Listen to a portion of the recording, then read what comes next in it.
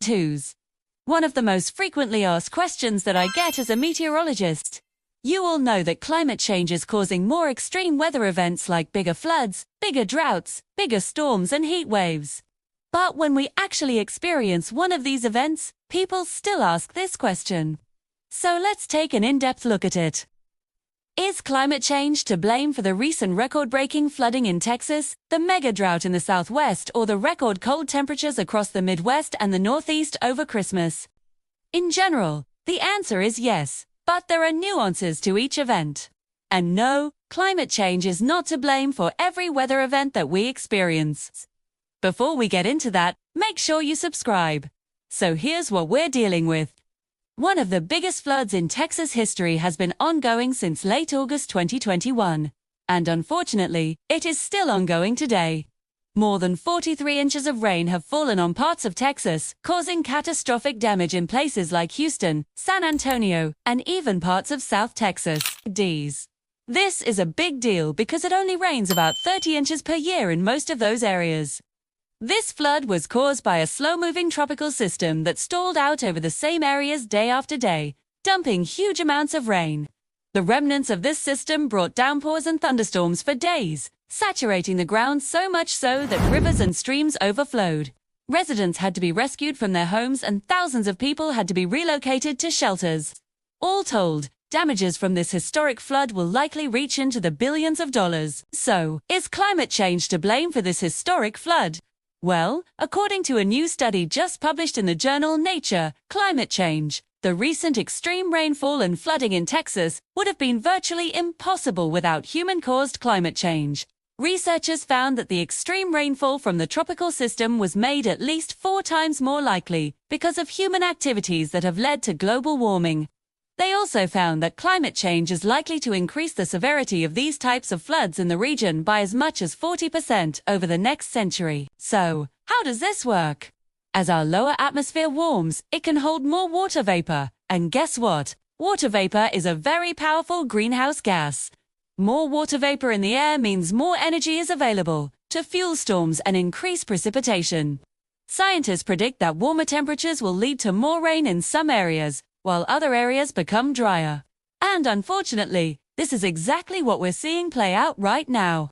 Texas is currently experiencing one of the worst droughts in its history, while at the same time, the state is also experiencing one of the wettest years on record. It's just that most of the rain is falling in the wrong places.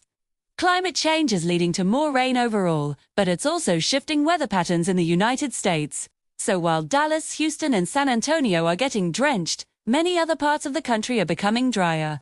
In fact, 41% of the contiguous United States is currently experiencing some level of drought. Almost 75% of that 41% is in a severe drought. And nearly 17 million people in California, Nevada, and Arizona are under some level of drought conditions. The southwestern U.S. is experiencing its worst mega drought in at least 1,200 years. And again, we have to ask ourselves, is climate change to blame? The answer is absolutely yes. According to researchers with the National Center for Atmospheric Research, human-caused climate change is responsible for the mega drought in the Southwest. They say that climate change has made this drought 4 times more likely to occur. The researchers found that rising temperatures have reduced water levels in the Colorado River, which provides water to much of the Southwest, led to dwindling water reserves in reservoirs like Lake Mead and Lake Powell. The federal government recently announced that for the first time in history, the federal government will cut water deliveries to states that rely on the Colorado River. So why is this happening? Because the river's water levels are dropping faster than expected. Over the past 22 months, Lake Mead's water level has dropped almost 200 feet. That's equivalent to almost 24 American football fields. It's the lowest water level ever recorded since the lake began filling in 1935. But wait, isn't climate change supposed to make everything wetter? Well, yes it is. But remember, climate change is also causing higher temperatures, and that's leading to more evaporation. Higher temperatures are causing snow and ice to melt at a faster rate. So we're left with less water overall. On top of that, population growth in the Southwest has put a lot of stress on the water supply. Between 1980 and 2010, the population in the southwestern U.S. grew by over 200%. And as more people move to the region, more water is needed for things like drinking, agriculture, and industry. Essentially using up our supply of fresh water faster than it can naturally recharge. We're also facing another major issue in the form of overuse.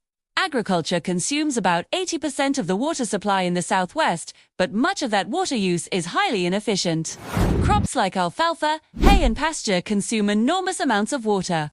Meanwhile, farms using flood irrigation lose an average of 60 to 80% of their water to evaporation or runoff, according to the Pacific Institute, a non-profit research organization based in Oakland, California. If the United States adopted the most efficient irrigation technology available, it could reduce water use for agriculture by almost 30%. The Institute says that the savings could help meet the water needs of nearly 30 million people. While climate change is a significant factor in the current drought, it's important to note that human activity is also playing a role. Dams along the Colorado River have disrupted the natural flow of water, which has led to less sediment being deposited in the river's floodplain. Less sediment means less groundwater recharge. So what can be done? We can start by addressing the way we farm. If farmers switch to crops that require less water and implement irrigation technologies that conserve water, they can significantly reduce their water footprint. In addition, investing in desalination plants and wastewater recycling could also help ease the water shortage. Now, let's shift gears and talk about the recent cold snap that impacted millions of Americans over the holidays. Extremely low temperatures were recorded across the northern and eastern United States. In Buffalo, New York, temperatures reached nearly 40 degrees below zero. Many schools and businesses were closed, and thousands of flights were cancelled or delayed. Even places like Florida and Hawaii experienced unseasonably cool temperatures. Once again, we have to ask ourselves, is climate change to blame? Well, it depends. Climate change is causing average temperatures to rise globally. But weather is not the same as climate. Climate is the average weather for a place over a period of 30 years or more. The National Oceanic and Atmospheric Administration says that weather refers to the day-to-day condition of the atmosphere at a particular time and location. So yes, we are going to continue to see cold weather. But in general, scientists predict that over time, average temperatures will continue to rise. Cold blast that impacted the United States in late December was the result of a polar vortex. A polar vortex is a large area of low pressure and cold air that surrounds the North Pole throughout the winter. Typically, the vortex is contained within the Arctic Circle and doesn't impact the United States. But every once in a while, the jet stream dips south, allowing frigid air to spill into the lower 48. When this happens, we typically see outbreaks of very cold air in places like Canada and the northern United States. This is completely normal and not related to climate change. Here's where climate change does play a role. As the planet warms, the temperature difference between the equator and the poles becomes smaller. This means that the jet stream, which is a band of fast-moving winds in the upper levels of the atmosphere, slows down. A slower jet stream means that the polar vortex is more likely to dip southward. In the long term, climate change may lead to more frequent and intense cold snaps in the United States. But it's not to blame for every cold spell that we experience. The cold weather that you're feeling right now is simply the result of weather and not climate. So there you have it. Climate change is to blame for some extreme weather events like the historic flooding in Texas and the mega drought in the Southwest. However, it's not to blame for every weather event that we experience. Cold weather in January, for example, is completely normal.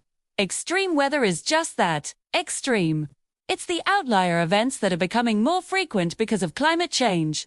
I hope that cleared things up. I'm a meteorologist. Thank you for watching. Sure you like, comment, and share this video. And don't forget to subscribe for more.